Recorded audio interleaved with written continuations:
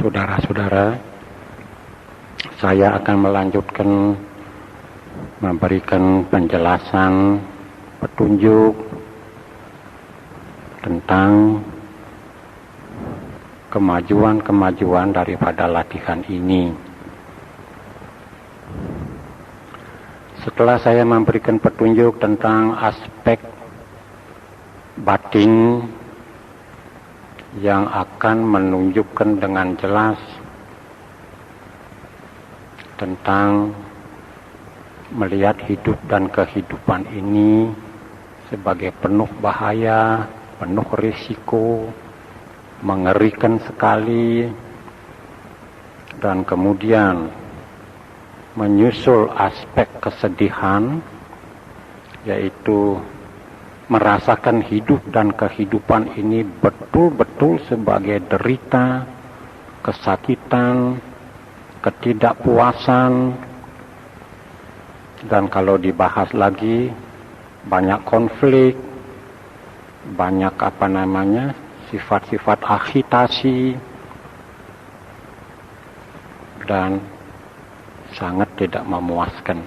Itu kelihatan jelas sekali. Biarlah aspek-aspek pengertian atau batin yang demikian itu muncul dengan sejelas-jelasnya, makin jelas makin baik. Dan kalau sudah mengalami hal yang demikian, maka akan timbul apa yang dinamakan jemu, bosan, tidak mau lagi, atau mengkerut terhadap hidup dan kehidupan ini. Jadi pada waktu yang disebut nibbidanyana, jadi kejemuan, kebosanan, apa istilahnya lagi, jadi kapok dengan kesakitan, penderitaan yang bertubi-tubi, dengan kekosongan daripada segala sesuatu, maka timbullah rasa jemu itu. Biarlah timbul sejelas-jelasnya. Kalau tidak timbul, maka tidak mungkin saudara akan mencapai aspek pikiran ingin bebas. Maka setelah nibbidanyana muncul dengan kuat, maka akan muncullah muncitu kamiyatanyana, yaitu kecenderungan untuk ingin bebas daripada hidup dan kehidupan ini. Dan dalam praktek vipassana ini berarti ingin bebas dari bentuk-bentuk sankara.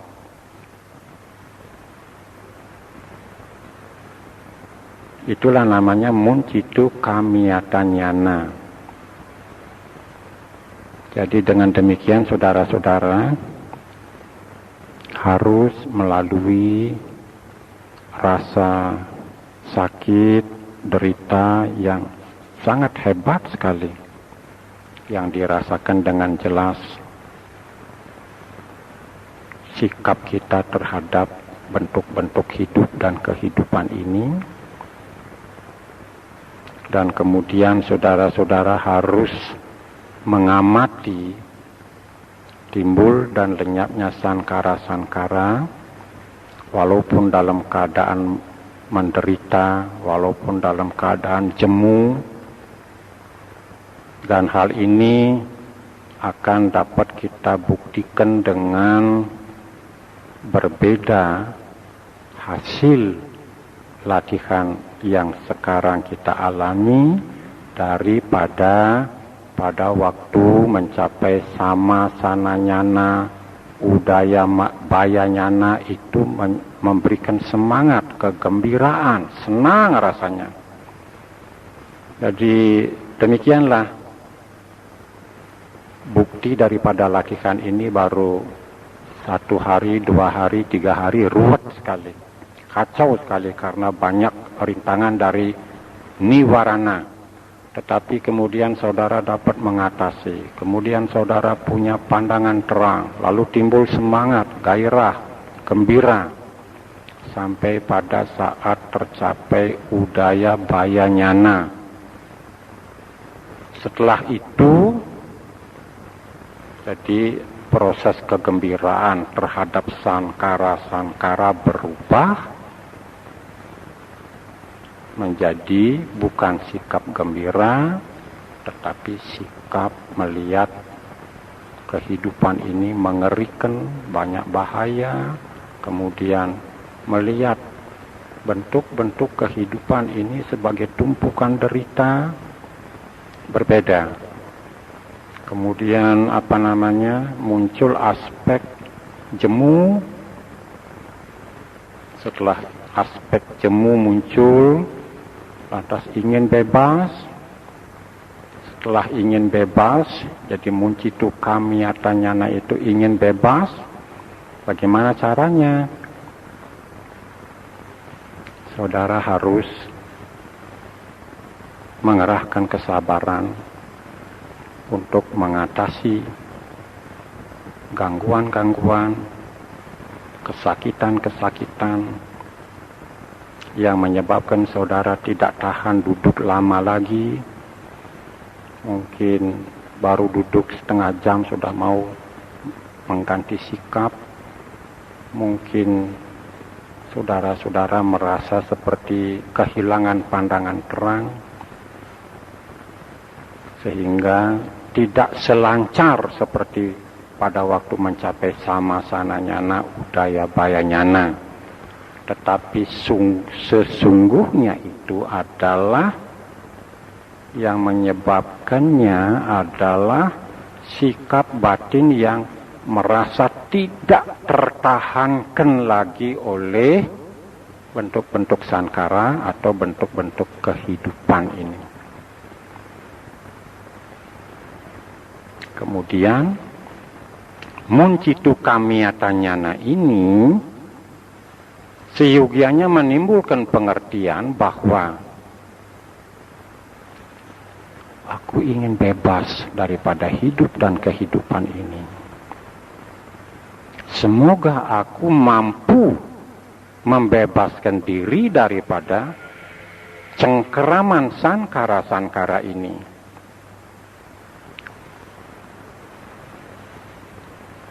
Hanya kalau sankara-sankara, kalau bentuk-bentuk hidup dan kehidupan ini berhenti, itulah yang dinamakan nirvana atau nibbana. Semasih muncul selalu bentuk-bentuk sankara-sankara, maka kita tidak akan mencicipi atau mengalami kebebasan tertinggi atau nibbana. Oleh karena itulah sekarang seyogianya muncul keinginan untuk bebas. Ini pun sudah sulit sekali. Jadi tentu kalau kita masih banyak ikatan-ikatan, belenggu-belenggu, tugas-tugas, kewajiban-kewajiban dan sebagainya, maka tentu keinginan untuk bebas ini tidaklah muncul dengan kuat. Tetapi andai kata dalam selama latihan ini pernah muncul keinginan untuk bebas dari hidup dan kehidupan ini, seperti apa yang saya ungkapkan tadi, maka jalannya sejak dulu kala tidak ada lain, bukannya lari, bukannya membenci sankara-sankara, bukannya menakuti sankara-sankara, bukannya menyedihi sankara-sankara itu. Tidak ada sangkut paut. Tetapi satu-satunya cara harus dimengerti bahwa hanya mengamat-amati dengan lebih teliti, dengan lebih seksama proses daripada jasmani, proses perasaan, proses pencerapan, proses pikiran, dan proses kesadaran itu sendiri melalui 6 pintu indera. Jadi kita bukan lagi harus tetap sedih, harus tetap ngeri melihat sankara-sankara itu. Walaupun itu perlu supaya ingin bebas, tetapi ingin bebas juga tidak menolong. Tetapi yang menolong adalah kewajiban satu-satunya terus-menerus mengamati proses jasmani, proses perasaan, proses pencerapan, proses pikiran, proses kesadaran, sehingga kesadaran kita ini akan bisa menembus, melompat, menangkap, menemukan, melihat berhentinya proses dari sankara-sankara ini. Tentang berhentinya proses dari sankara-sankara ini,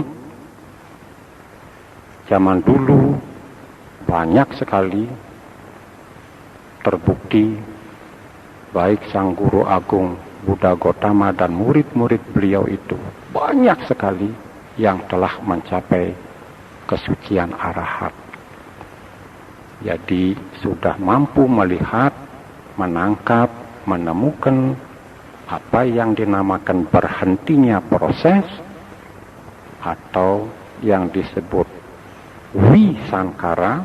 Jadi bukan sankara tetapi wisankara, bukan sankata dhamma tetapi asankata dhamma, bukan macu dhamma tetapi dhamma yang tanpa kematian atau amata dhamma,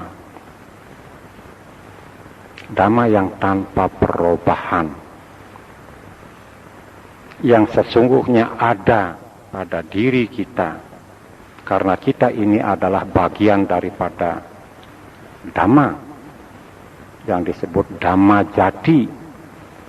Tetapi kesadaran kita sekarang belum pernah mampu melihat berhentinya proses, belum pernah mampu menemukan berhentinya proses. Apa yang kita ketemukan hanya adanya kelanjutan daripada proses pancaskanda. Belum pernah melihat berhentinya proses.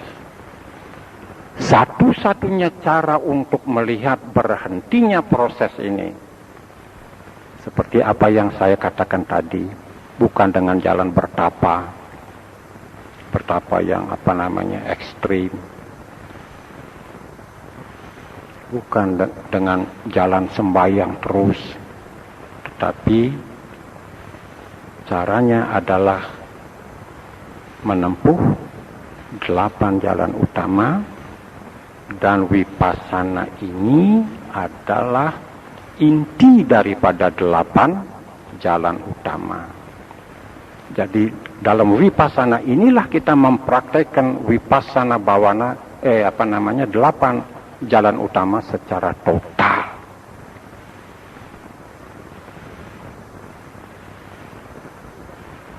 Jadi tidak menempuh jalan lain, hanya terus-menerus memberikan pengamatan yang murni. Jadi menjauhkan daripada prasangka, menyenangi, tidak menyenangi, proses apapun tidak.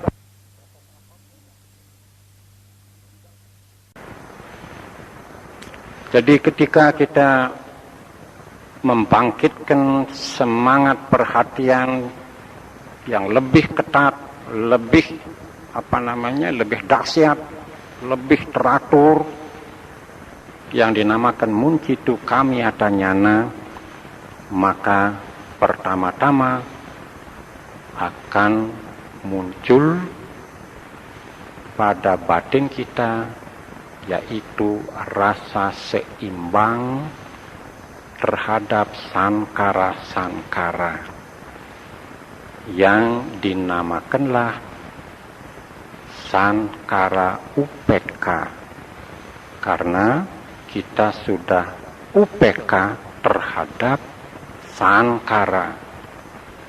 Kalau melalui latihan ini kita mencapai UPK ini atau upeksa ini, maka upeksa ini kuat.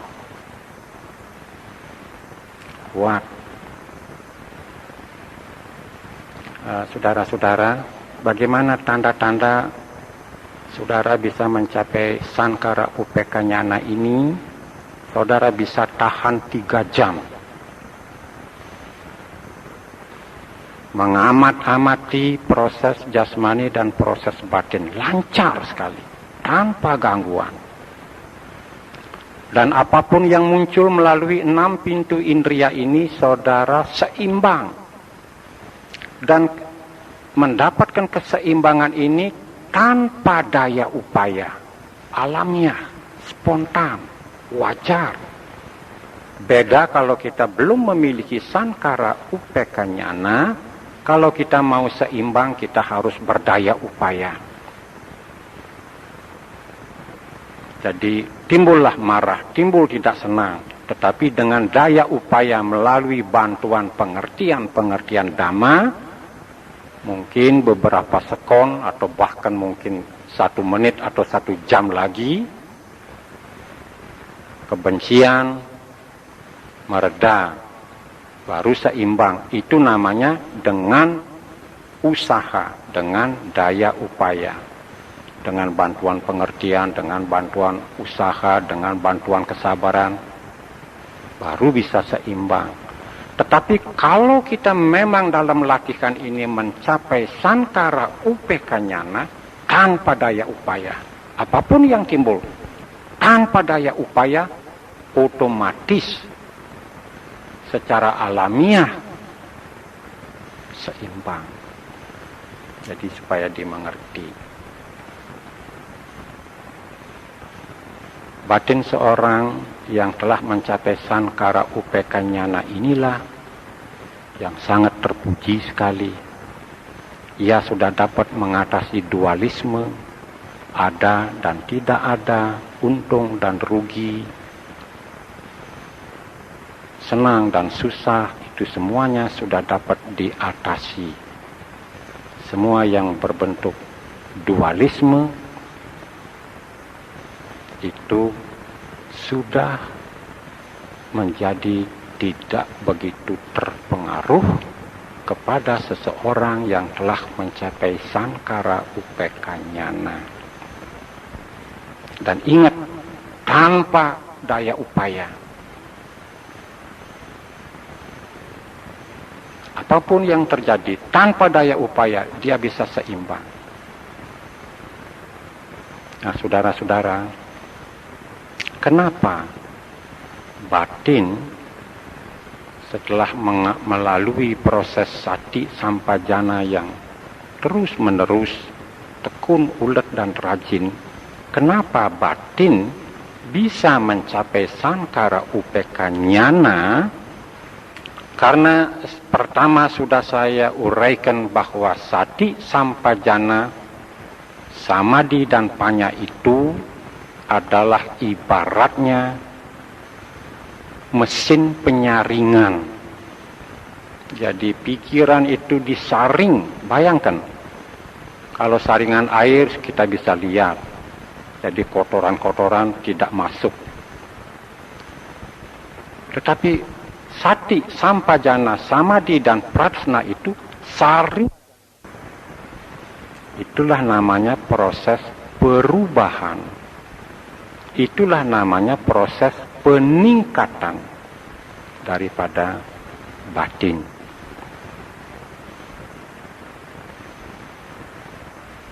Nah, sekarang setelah saudara-saudara barangkali dalam waktu 3 jam, tanpa gangguan bisa melakukan pengamatan terus-menerus, tanpa diusik oleh gangguan apapun. Sekarang, sankara itu oleh guru-guru zaman dahulu diumpamakan mempunyai fungsi seperti seekor burung gagak yang selalu dibawa oleh pelaut-pelaut zaman dahulu kalau mereka berlayar jauh-jauh. Nah, sekarang begini, terus amati sankara-sankara itu, bau, suara, kecapan, sentuhan, gerak-gerik jasmani, perubahan-perubahan pikiran, perubahan-perubahan kesadaran. Amati terus. Kalau pelaut itu ada di tengah lautan yang luas sekali, sudah tidak lagi melihat daratan, dan kemudian mungkin terganggu oleh badai atau tofan, dan kemudian sudah bingung tidak tahu arah, maka burung gagak ini dilepaslah untuk terbang sendiri. Burung gagak ini akan terbang untuk melihat di mana ada daratan. Tetapi kalau dia tidak menemukan daratan, ia akan kembali ke kapal yang dipakai oleh pelaut itu. Tetapi kalau burung gagak ini melihat daratan, dia akan terbang menuju ke daratan itu. Demikianlah juga seorang siswa Vipassana asik memperhatikan proses sankara-sankara. Tetapi kalau ia menemukan nibbana, berhentinya proses,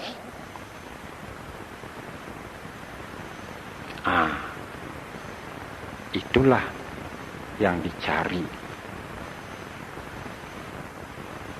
Sekarang hanya menunggu itu saja. Terserah karma saudara, terserah kebajikan saudara yang sudah ditimbun, ataukah masih sedikit, atau karmanya masih kurang baik, dan sebagainya.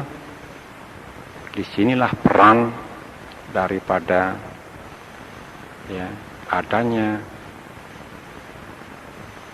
batin dan jasmani yang selalu tunduk kepada hukum-hukum alam, karma, dan lain-lain.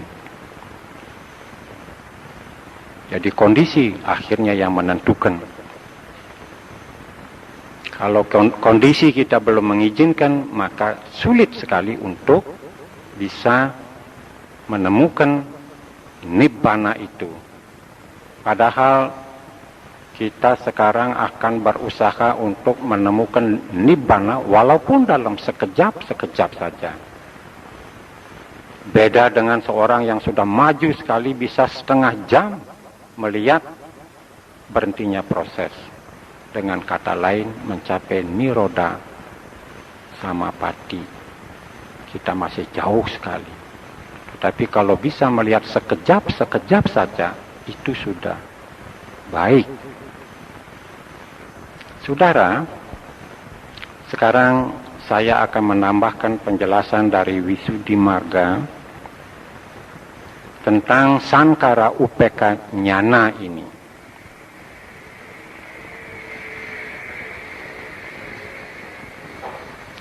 Batin yang telah mencapai sankara upeka nyana ini adalah akibat daripada proses. Jadi Visuddhimagga itu memberikan perumpamaan sebagai berikut. Ada seorang pria yang punya istri cantik sekali. Ia baru saja kawin. Maka pria itu mencintai sekali istrinya. Sukar dia berpisah selalu ingin berdampingan dengan istri karena istrinya sangat dicintai dan sangat disayangi. Tetapi kemudian ia melihat memergoki istrinya sedang bercakap-cakap dengan laki-laki lain di tempat yang sepi. Setelah diintip sebentar, istri dan laki-laki itu bercakap-cakap, berbisik-bisik, bercanda, dan kemudian seperti ada hubungan apa-apa. Mulailah laki-laki itu gelisah sekali, kecewa pikirannya, melihat itu sebagai bejat sekali. Akhirnya pada satu saat istrinya diketemukan berbuat mesum dengan laki-laki itu. Inilah bukti yang nyata dan jelas sekali bahwa istrinya tidak setia. Istrinya adalah goyah. Istrinya adalah tidak betul-betul setia dan tidak betul-betul cinta kepadanya. Akhirnya laki-laki itu memutuskan untuk cerai saja. Kemudian laki-laki itu cerai dengan istrinya. Kemudian laki-laki itu cerai dengan istrinya. Setelah cerai dengan istrinya, mulailah laki-laki itu merasakan tidak ada sangkut paut dengan istri itu. Dan kemudian istrinya kawin dengan laki-laki itu. Walaupun suaminya yang sudah cerai itu bertemu, melihat laki-laki itu dengan bekas istrinya berjalan-jalan, namun bekas suaminya itu bersikap seimbang, acuh tak acuh, seolah-olah tidak ada apa-apa. Kenapa demikian? Karena sekarang ia sudah merasa mengerti bahwa istrinya itu bukan miliknya, bukan kepunyaannya, tidak ada sangkut paut, tidak bisa diatur, tidak bisa dikontrol, tidak bisa disuruh setia, tetapi melainkan istri itu adalah menjalankan kemauannya sendiri. Begitulah persis sekali. Dalam latihan ini, mula-mula kita melekat kepada sankara-sankara. Ketika kita masih melekat kepada sankara-sankara, proses timbulnya sankara kelihatan jelas. Kemudian sampai kepada udaya bayanyana, kelihatan masih jelas, kita masih tertarik, kita masih bergembira, kita masih bersemangat. Kemudian lalu timbul aspek kengerian, ketakutan terhadap hidup dan kehidupan ini atau sankara-sankara ini. Kenapa takut? Kenapa ngeri? Karena sankara-sankara ini adalah tidak mungkin dimiliki. Tidak mungkin menjadi kepunyaanku. Badan jasmani, perasaan, pikiran, pencerapan, dan kesadaran ini, ia hanya muncul sekejap dan segera lenyap. Dan tidak bisa dimiliki, dan ia tunduk kepada hukum-hukum alam. Karena itulah timbul aspek ngeri, aspek takut, aspek sedih, aspek ingin bebas. Tetapi setelah berusaha mengamat-amati kembali dan melihat anicca, dukkha, anatta sangat jelas, maka batin kita seolah-olah sudah disaring, dan akhirnya menjadi batin yang bersih, yang baru, hanya mencapai sankara upeka nyana. Itu upeka ini belum sama sekali nirvana, belum sekali disebut suci, hanya baru seimbang.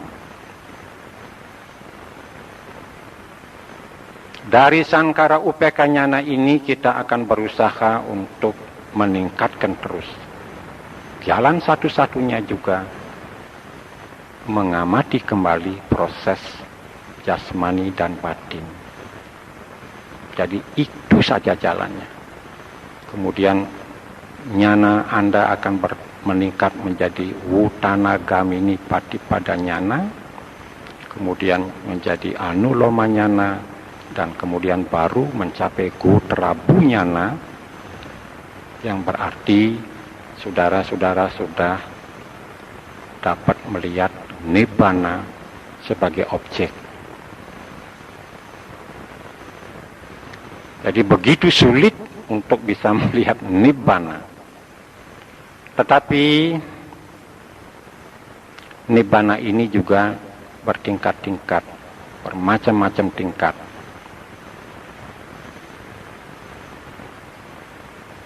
Ada nibbana yang hanya sebentar-sebentar saja atau sekejap-sekejap saja. Ia tidak disebut nibbana tetapi disebut nibbutto. Nibbutto. Atau ada istilah juga yang dinamakan tadangga nibbana. Jadi nibbana yang sebentar-sebentar saja. Belum nirvana yang permanen, karena kita belum mampu melihat nirvana itu dalam waktu lama, tetapi hanya sekejap-sekejap saja. Namun saudara-saudara, walaupun hanya pernah melihat dan mengalami sebentar saja, tetapi kita sudah cukup bisa mengerti. Itulah yang dinamakan nibbana. Seperti apa yang saya sering umpamakan pada waktu khotbah-khotbah. Dapatlah diumpamakan seperti seorang yang ingin membeli mobil. Ia datang ke showroom, melihat mobil, menanyakan harganya, dan kemudian meminta izin untuk bisa mencoba mobil itu.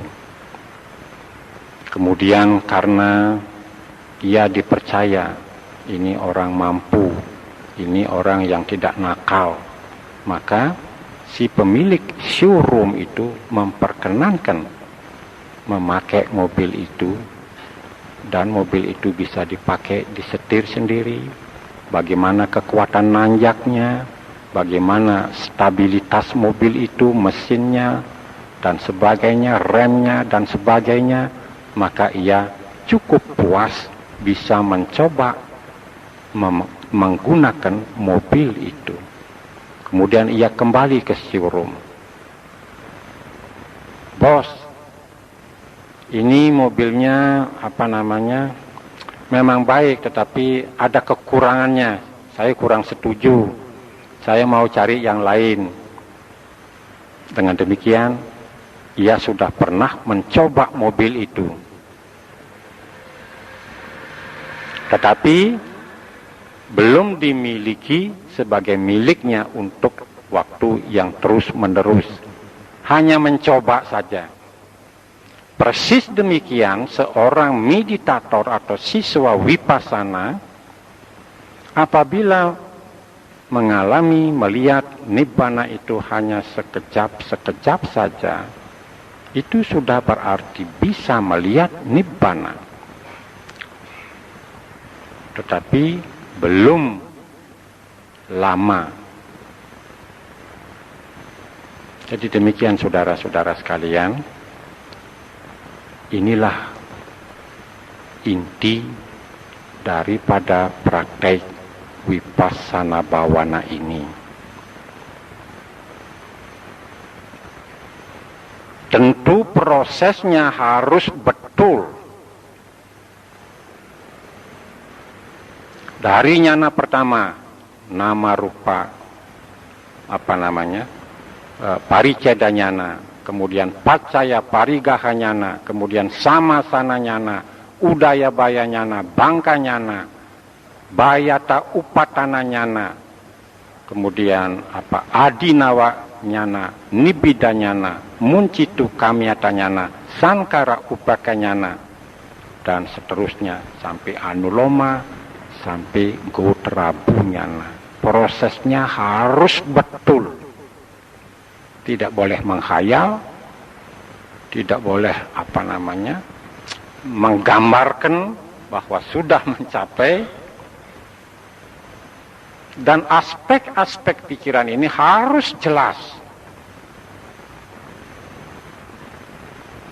Maka itulah anicca, dukkha, dan anatta persis dinamakan pintu gerbang masuk nirvana.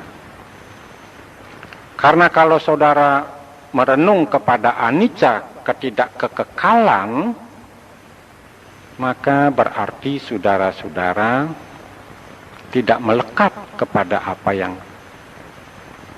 tidak kekal. Jadi yang anicca itu tidak melekat, karena itu tidak kekal. Kalau saudara merenungkan dukkha atau dukkha nupasi, maka saudara melihat tumpukan derita daripada hidup dan kehidupan ini. Mengerikan sekali. Oleh karena itu saudara akan mengalami berkurangnya kemelekatan kepada keinginan-keinginan. Karena keinginan sudah mulai berkurang barangkali sampai habis, maka saudara juga akan masuk kepada nirvana. Karena nirvana juga adalah hapusnya keinginan.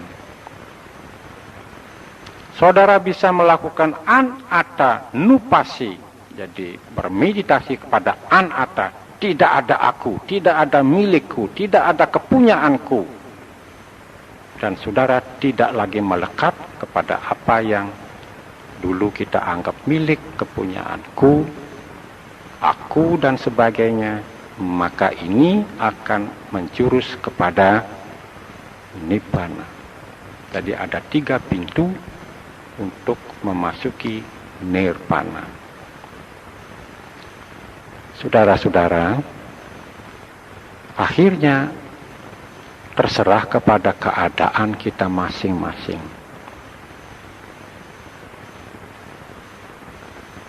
Maka oleh karena itu, apabila kita berjuang untuk mencapai nibbana, itu betul-betul adalah urusan kita masing-masing.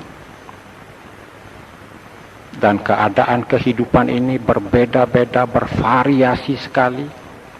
Itu tergantung daripada apa yang kita telah lakukan, apa yang kita telah mengerti.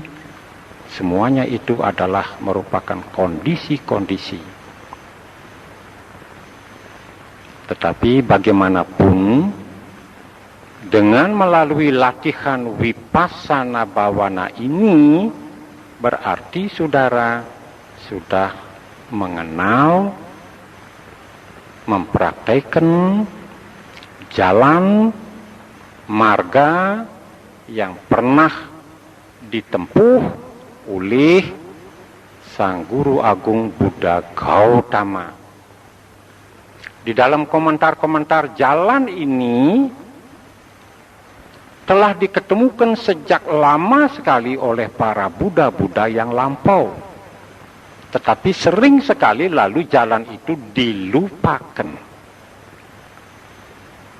Sekarang Sang Buddha Gautama menemukan jalan itu kembali.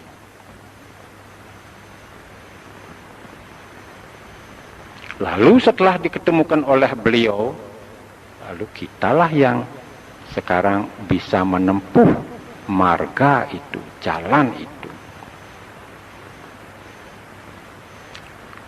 Kalau tidak ada Buddha lahir, maka jalan itu akan tidak diketahui oleh orang. Tetapi kemudian sang guru Buddha Gautama menemukan jalan yang sudah lama sekali pernah ada.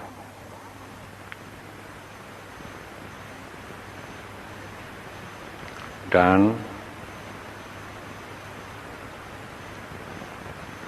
selama kita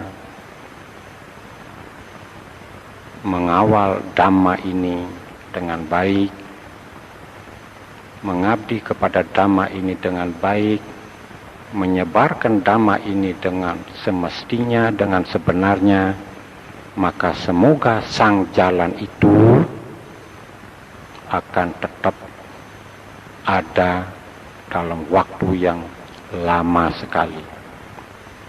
Tetapi memang siklus daripada dunia, hidup dan kehidupan ini memang berubah terus.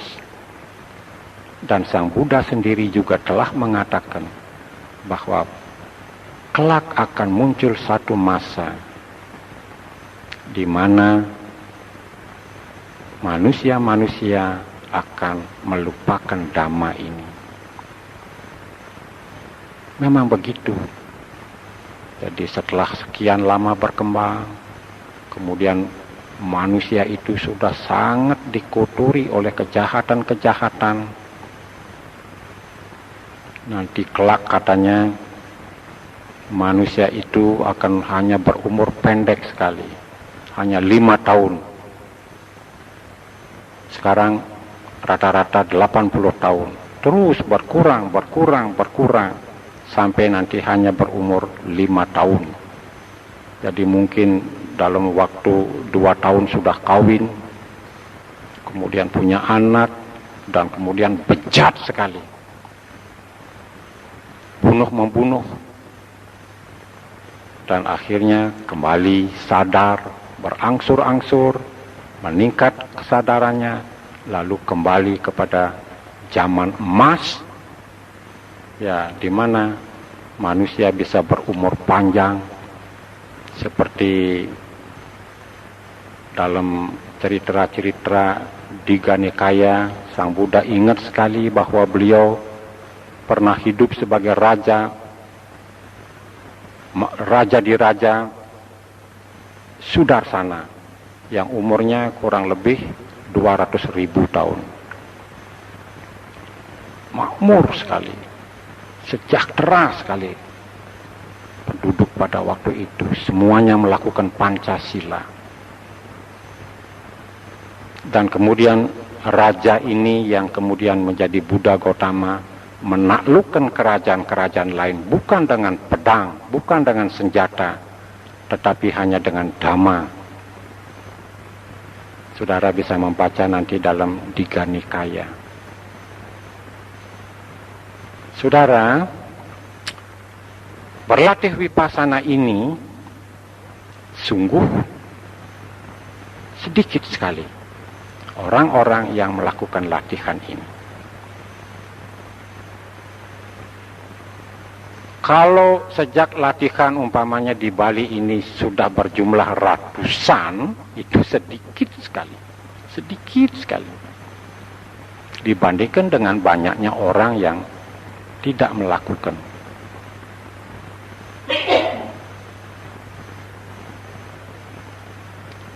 Jadi saudara-saudara, saya mengirakan untuk mencapai Sankara Upeka Nyana ini sudah terengah-engah. Apalagi sampai melihat Nibbana sekejap-sekejap. Itu sudah terengah-engah.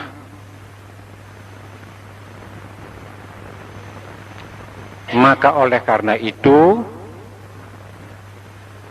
saya akhiri pelajaran Vipassana pada malam ini untuk kemudian praktek pengamatan itu hanya diteruskan saja dengan sungguh-sungguh.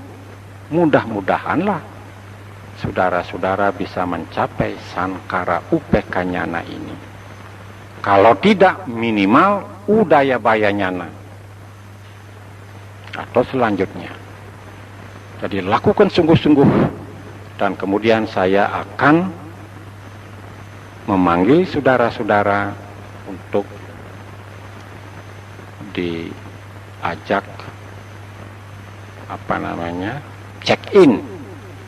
Check-in artinya meneliti sampai di mana kemajuan latihan yang Anda capai dalam 2 minggu ini. Nanti berdasarkan itu, saudara akan dapat keterangan, karena sekarang dari Jakarta membuat tempat ini dipilih, ditunjuk, disetujui, dan diakui sebagai Vipassana Center. Maka sekarang sistem latihan ini lebih modern, pakai sertifikat. Tapi apapun isi sertifikat itu, ya saudara hanya diam saja.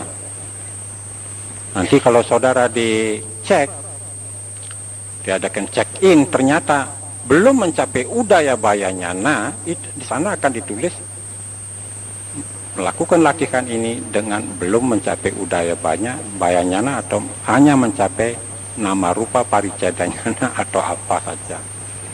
Jadi begitulah, karena mulai bulan Juni yang lalu sistem latihan ini sudah lebih modern. Pengaturannya, bukan apanya, lebih modern. Maka oleh karena itu besok saya minta kalau ada petugas yang menanyakan nama saudara yang lengkap, tempat lahir atau umur, itu harus diberikan dengan sejelas-jelasnya, dan berdasarkan itulah sertifikat itu nanti akan diberikan kepada masing-masing. Jadi jangan mengendorkan latihan. Kalau tidak dapat pelajaran jangan kendor. Seperti rasanya saya kontak dengan para siswa-siswa ini. Kalau tidak turun 1 malam saja, wah, saya merasakan sudah ada kontak mereka ini. Kepingin supaya dikumpulkan, diberikan pelajaran, merasa terhibur. Demikianlah Tirta, wah, sudah datang sendiri nyelonong. Begitu. Kita apa? Jadi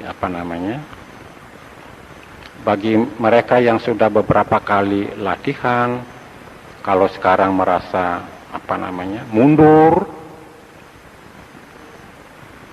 itu harus diperiksa dengan teliti. Kenapa? Tidakkah batin Anda sudah mengalami proses transformasi demikian rupa sehingga mengalami sikap batin yang tidak tertahankan kepada sankara-sankara? Itu harus diperiksa dengan teliti sekali. Kalau karena sikap batin yang tidak tertahankan kepada sankara-sankara, karena mengerti jelas bahwa sankara itu anicca, dukkha, dan anatta, itu tidak apa. Sekarang hanya kita menuju kepada sankara upekkha nyana.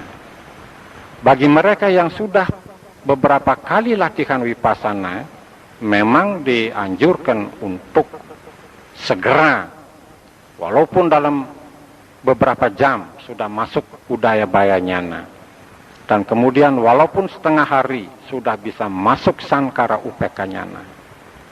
Jadi berbeda dengan mereka yang baru permulaan dengan latihan ini. Sekarang instruksi, apapun yang timbul di dalam batin melalui 6 pintu indria ini, biarlah dia timbul. Biarlah dia timbul. Apa saja.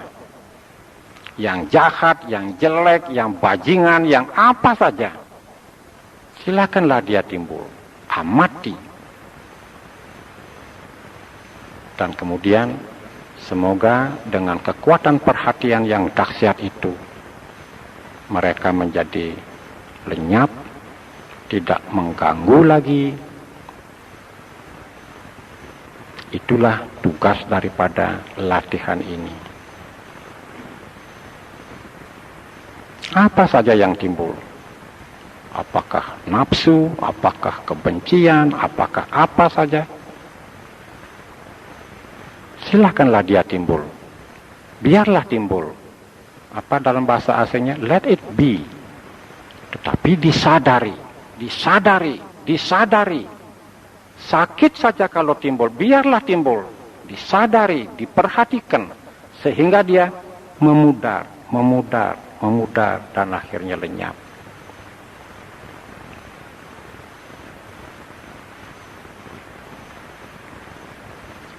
Sampai di sini saudara sudah punya tugas untuk melaksanakan Dhamma Nupasi. Jadi perenungan terhadap Dhamma. Perhatian terhadap fenomena apa saja. Pendengaran, penglihatan, ingatan, apa saja melalui 6 pintu indria, biarlah dia timbul. Amati sampai dia lebur, lenyap, dan tidak mengganggu lagi. Jadi cukup sekian, kemudian saya masih memberikan kesempatan untuk bertanya. Silakan. Ya. Iya. Ya.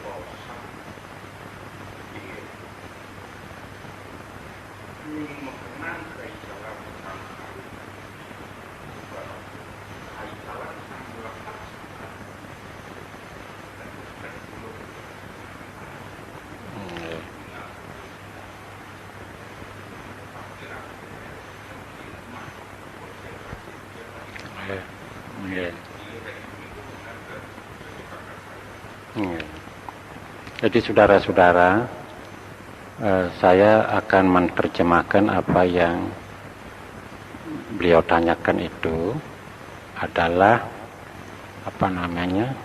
melihat anicca dukkha itu jelas, bahkan sudah sampai melihat dahsyat sekali. Jadi ya seperti sudah dicengkeram sekali, jelas sekali. Nah, sekarang beliau pertanyakan itu bagaimana caranya supaya pada satu saat bisa bebas dari sankara-sankara itu. Sedangkan saya sudah menjelaskan tadi, satu-satunya jalan adalah mengamati kembali. Kita tidak bisa lari dari sankara, kita tidak bisa takut kepada sankara, kita tidak bisa silau kepada sankara, itu tidak menyelesaikan. Tetapi hadapi, lihat terus. Sehingga bila perlu kita harus berusaha melihat penderitaan itu sampai 100%.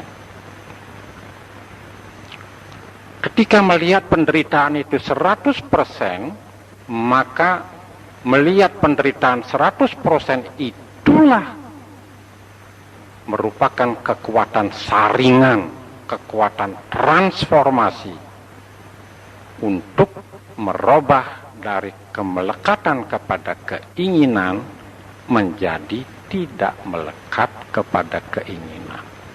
Tidak ada jalan lain lagi. Itulah jawabannya. Maka coba perhatikan kemari.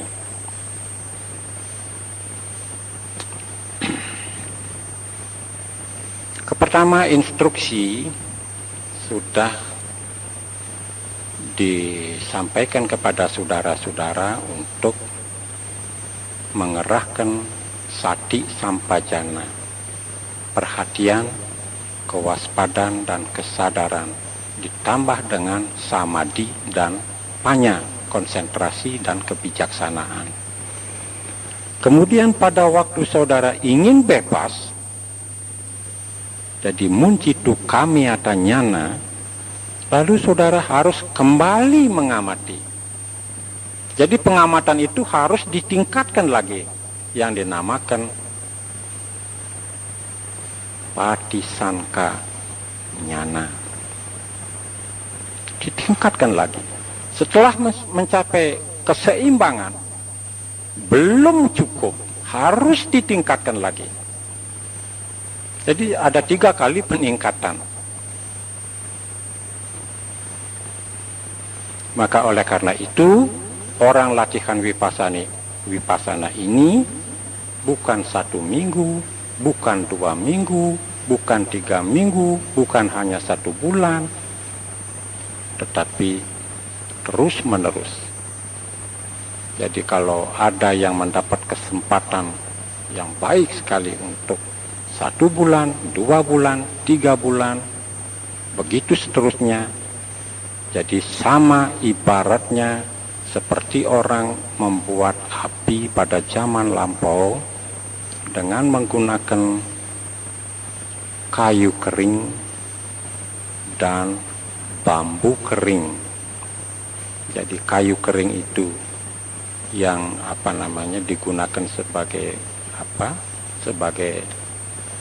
sarana untuk membuat api, dan juga bambu itu untuk menggosok kayu kering itu dengan bambu yang lancip. Digosok terus, dia tidak boleh berhenti. Kalau dia berhenti, begitu panas sedikit berhenti, api tidak muncul. Kemudian kalau dia terus menerus, akhirnya api itu muncul. Jadi satu-satunya jalan latihan vipassana ini diteruskan.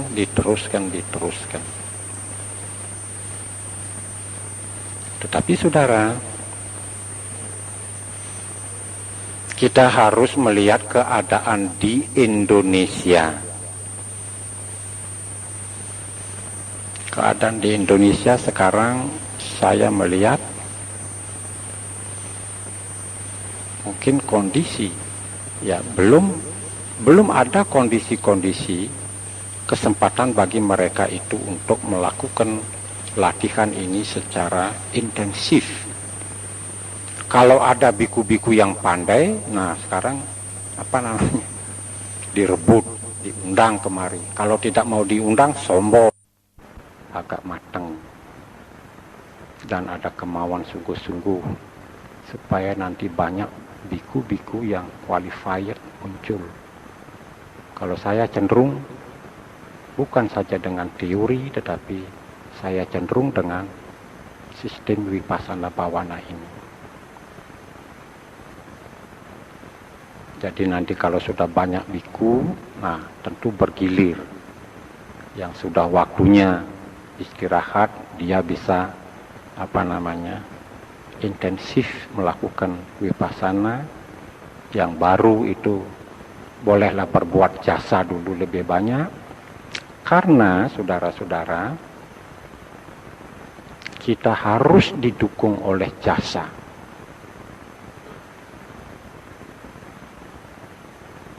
Coba lihat Sang Buddha. Sang Buddha itu tidak henti-hentinya mengembara, mengajar. Dengan mengajar, mengembara, beliau banyak sekali berbuat jasa. Jadi kita mengambil contoh tauladan Sang Buddha. Sang Buddha adalah melakukan kewajiban kepada masyarakat, kepada keluarganya. Jadi ayahnya bisa mencapai tingkat Serotapati. Jadi istrinya bisa mencapai tingkat arahat. Dan kemudian famili-familinya banyak menjadi biksu. Dan mencapai arahat. Maka oleh karena itu beliau melakukan tugas kewajiban kepada keluarga, kepada masyarakat, kepada negara, kepada dunia, dan pada diri sendiri. Begitulah gambaran daripada keadaan perkembangan agama Buddha yang harus direnungkan. Baik saudara-saudara, siapa yang bertanya?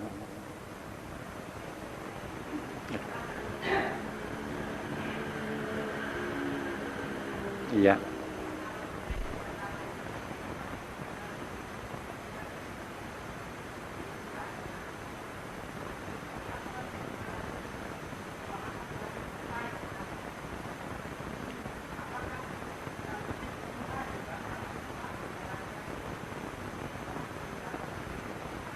Ya.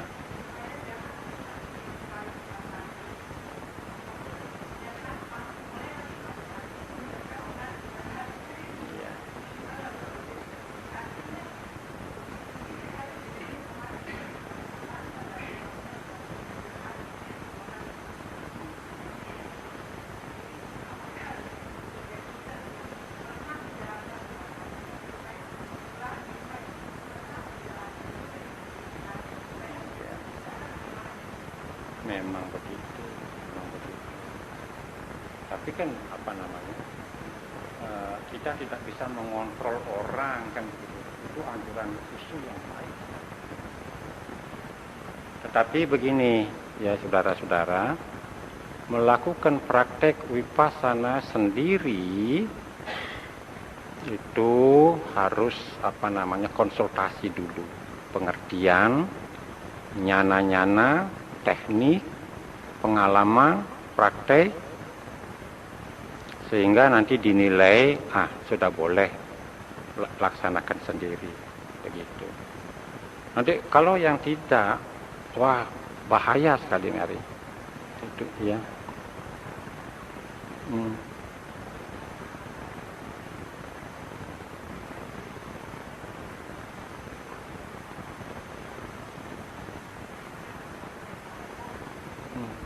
Iya. Iya, betul Tante.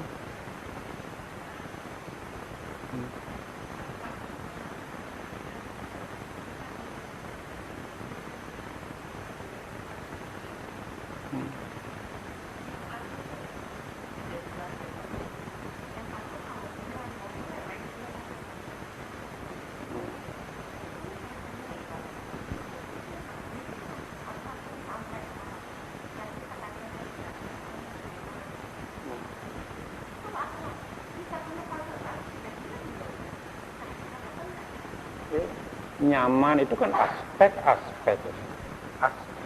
batin. Ya? Iya.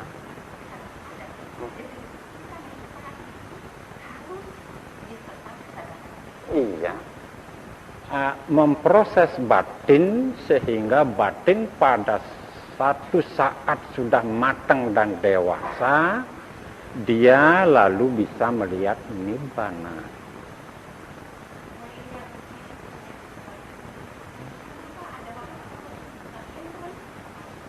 Wah, itu karena tidak waspada. Iya, tidak waspada, tidak sati sampajana. Iya, tidak sati sampajana, sudah jelas. Iya.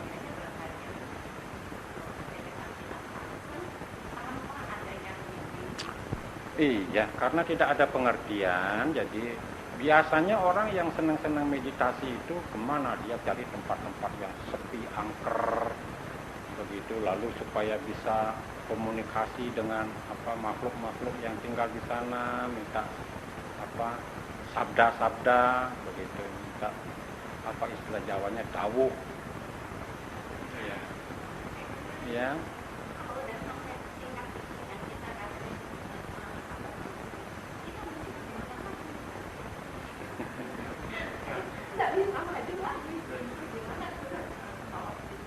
Itu kan aspek.